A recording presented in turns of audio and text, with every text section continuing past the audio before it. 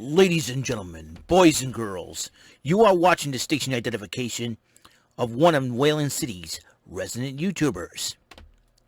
Live in the basement. This is not MTV's remote control. And he is not Ken Ober. God rest Ken Ober's soul. This is WEML-TV, Channel 77. And now here's your host, New Bedford, Massachusetts' own Mr. Eric M. Lima. Thank you very much, Mr. Announcer. Hey, this is Eric Lima here, and you are watching yet another episode from my YouTube channel and show. It's called WEML-TV, Channel 77, where there's ordinary and there's me. How's it going, everybody? Thank you for watching the show. And I just finished watching Impact Wrestling. The Impact Wrestling before Emergence. Their next pay-per-view event only on Impact Plus. And we've got a lot to talk about on this Impact Plus before this Impact event tonight. But before I do, I want to introduce. I want to give a shout out to a new subscriber. Not only she's a big wrestling fan, and I met her briefly with my good friend Justin in Chains when they asked me to come in and do a SmackDown reaction with him, and I was honored. I got to meet this young lady. Her name is Raven Powers, and she's also a friend of the Rant and Rave podcast show. So Raven, I did give her a shout out on the Rant and Rave, but I want to do this on my channel to welcome Raven Powers to my crazy channel, where, like I said, when there's ordinary, but then there's me. And it's a good thing. I always like being different, and that's the way it is. Kind of break the mold, you know? So, Raven Powers, welcome to my channel. And I'm honored to have you as a subscriber. Hope you enjoy my videos. Like I said before, give them a like, comment, or whatever you want to talk about. So I'm here to talk about some Impact Wrestling, and I did, and this was a very exciting episode of Impact Wrestling. So almost, was it 10 years ago, this young lady has been released by the WWE. In 10 years, she's back on TV. I will tell about that young lady in a minute. Meanwhile, so let's start it off. Josh Matthews and GM Miller kicked off Impact Wrestling. A lot to talk about. And then while they were talking about what's going to be on Impact, W. Morrissey and Eddie Edwards were brawling. Sami Callihan gets involved. Even though Eddie Edwards says, I don't need your help. Sami Callihan says, you know what? Let's bring the others out here. Let's get a fight going. There was a tag team match between between the four gentlemen to become number one contenders for the Impact World title held by Christian Cage. It was in a tag team matchup. Sami Callihan and Chris Sabin went up against Ace Austin and Moose. And Sabin and Callihan did pick up the victory. And afterwards, Callihan gave Sabin a pile driver. Little message. He's out for himself now. And he's ready to be a number one contender. The Good Brothers addressed the events that happened in Japan in addressing the triple threat match, confronting the Gorillas of Destiny and whatnot. And they also addressed Jon Moxley and Yuji Nagata. So I thought that was very interesting, to say the least. They defeated Yuji Nagata and Jon Moxley, and they're confronted by God. Will they make an appearance in Emergence? We don't know. Always been forbidden door, could be open. Sami Callihan was addressing Chris Sabin, and Eddie Edwards didn't interrupt and says, I didn't ask for your help. He said, hey, listen, I'm moving on. I'm going to try to become the number one contender. So see, I got better things to do.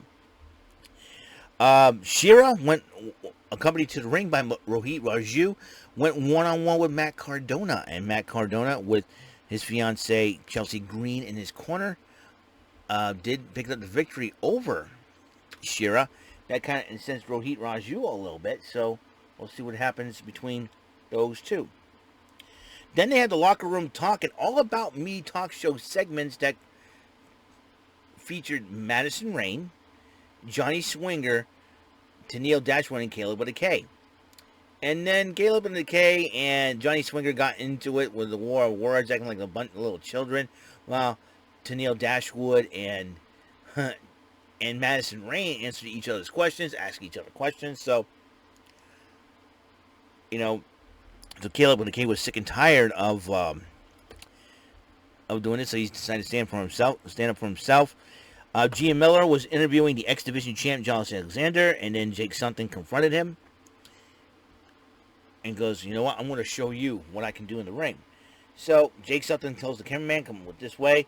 Meanwhile, Caleb was yelling at Scott D'Amore, was getting upset, and D'Amore and Jake Something goes over there, listening to the whole conversation. Jake Something, "Hey, I'll make a match, no disqualification. Jake Something versus Caleb with a K tonight."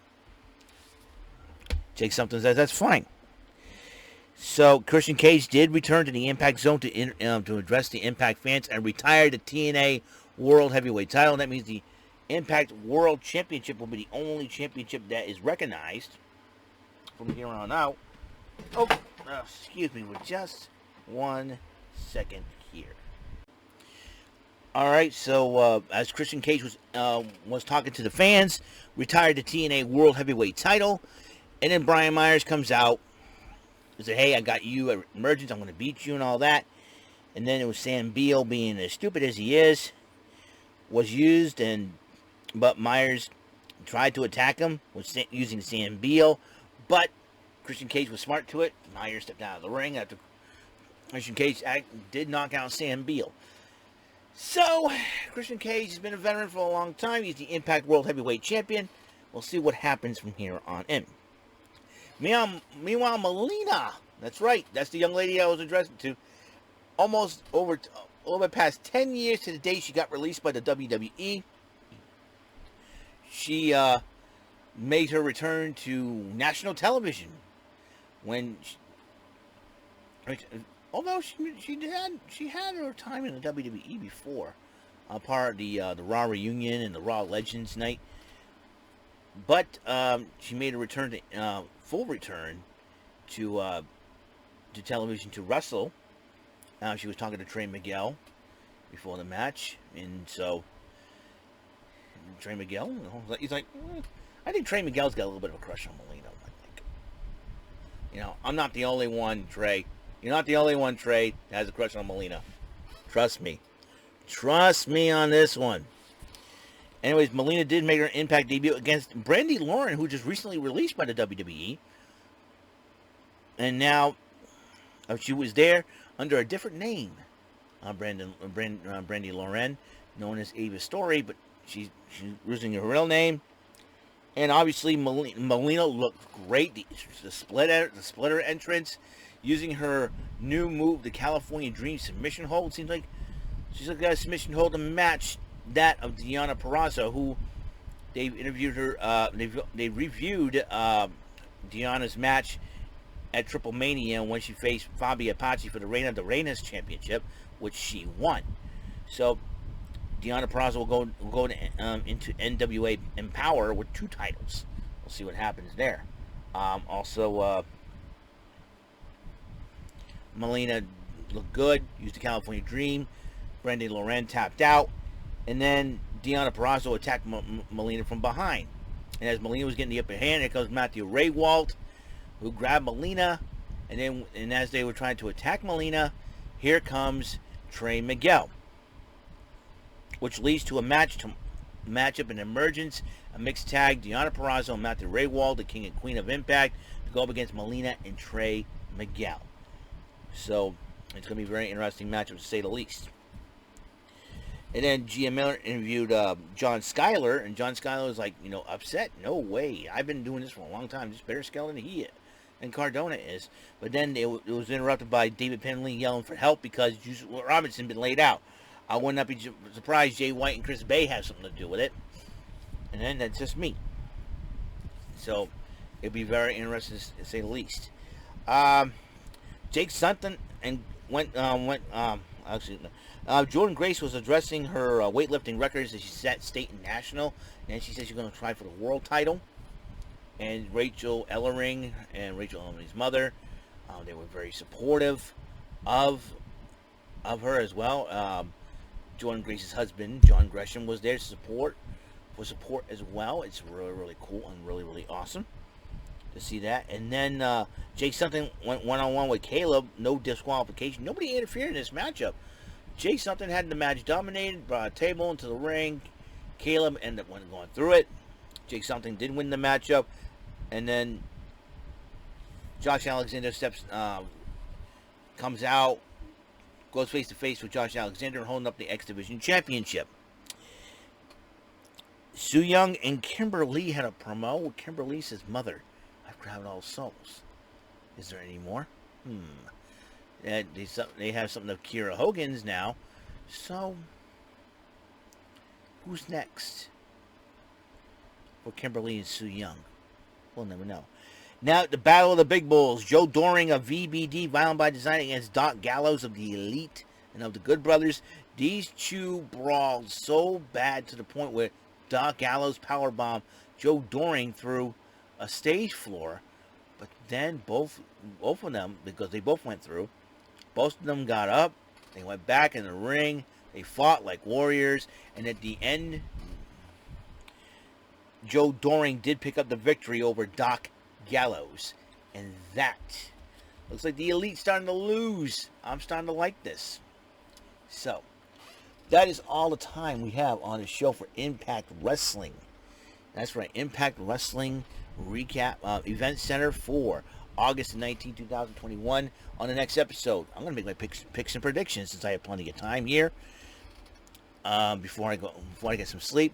So I will see you guys later. Until episode 485. This is Eric Lima,